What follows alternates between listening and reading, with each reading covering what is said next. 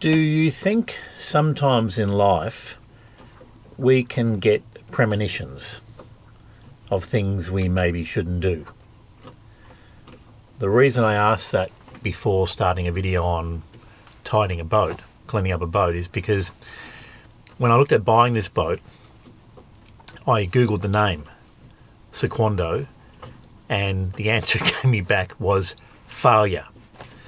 And I've tried googling the name again, and now it's changed. Google's changed it to yes when, but at the time when I first did a Google search for the name, it came up failure, and I was like, yeah, whatever.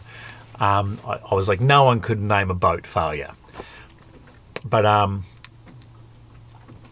it kind of has come to fruition.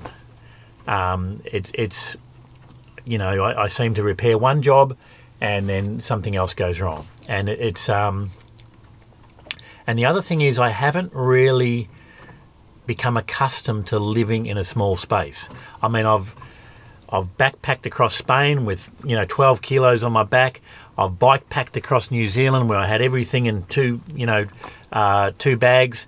I've motorcycled around Australia where I had everything down to I had packing and unpacking down to a fine art, but for some reason I haven't been able to utilise this 10 square metre space. So it's a 30-foot boat, and at the moment part of that is because I'm doing repairs. So I've got a lot of stuff on the boat that normally wouldn't be on the boat, but I just haven't made this space beautiful. And you'll see as I tidy up, it's a bloody mess at the moment. But getting back to that thing about premonitions, I mean, I've had, I think I was thinking back through my life of times I have had dreams or situations where I feel I've been told something. One such thing was I was in Brazil. I just lost this competition that I really thought I was going to win, called Race Around the World, where you were given money and a camera to make films all around the world. What a great concept, what a great idea. It was with the ABC in Australia. Didn't get in. Was sure I was going to get in, was sure it was my destiny, and it wasn't. And that night I was in Brazil at the time, and I had a dream that this girl that I'd previously met in war-torn Bosnia was the girl I was meant to marry. And I did go back to I've been back to Bosnia twice, and I did meet her again, and nothing kind of eventuated. And then the last time I went back there, she'd been hit in the head by a stone, some kid throwing a stone, and was brain damaged. And it was the saddest situation for me, that how one little event could change her life for the worse. She remembered who I was, but there were times where she would just be sitting there catatonically staring into space. It was so sad I didn't even want to take a photo. I wanted to remember her as the ravishing beauty she was in her youth, with crystal blue eyes and raven black hair and the ability to speak 5 languages, a real spark of personality. And the reason I sort of talk about that story is I wonder whether in her case it was a terrible case, but I wonder in my case whether this failure is, we see failure as a bad thing, but maybe this is a bloody great lesson for me. I have to learn so many damn things. I have to learn diesel mechanics, woodwork, electrical, 12-volt electrical, fitting solar panels. And then, if I'm lucky, I get to do a bit of sailing, navigation, wind, tides. There's so much that encompasses, and it's not what it's not what I envisage it to be. It's a bloody lot of hard work owning a boat. There's constant problems. There's constant things that go wrong. But I made it to 50 in my life without having any major failures, and this is probably the biggest failure of my life. But is that such a bad thing?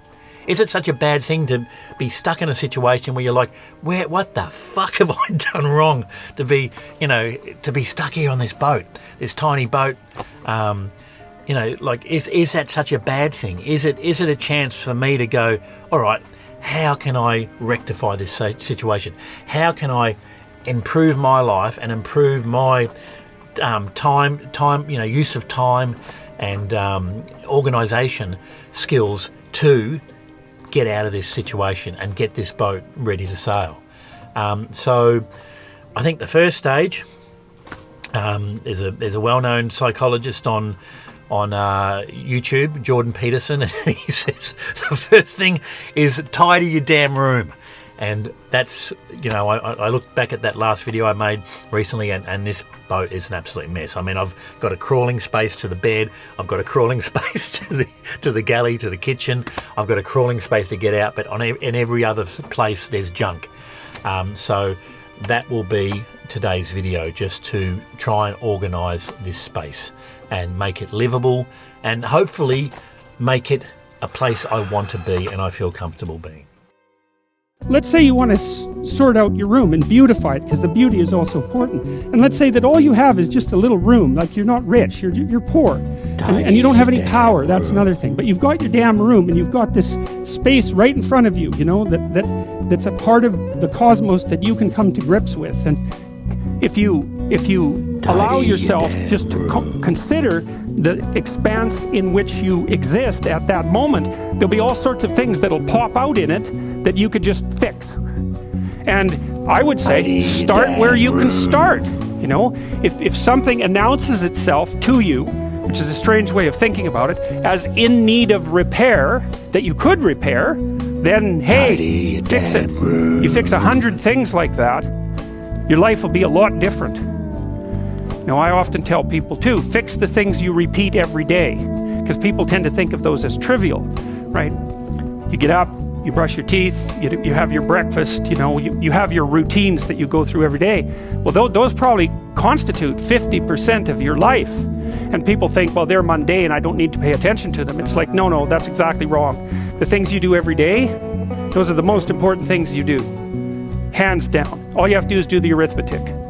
You figure it out right away. So 100 adjustments to your broader domain of being, and there's a lot less rubbish around, and a lot fewer traps for you to step into.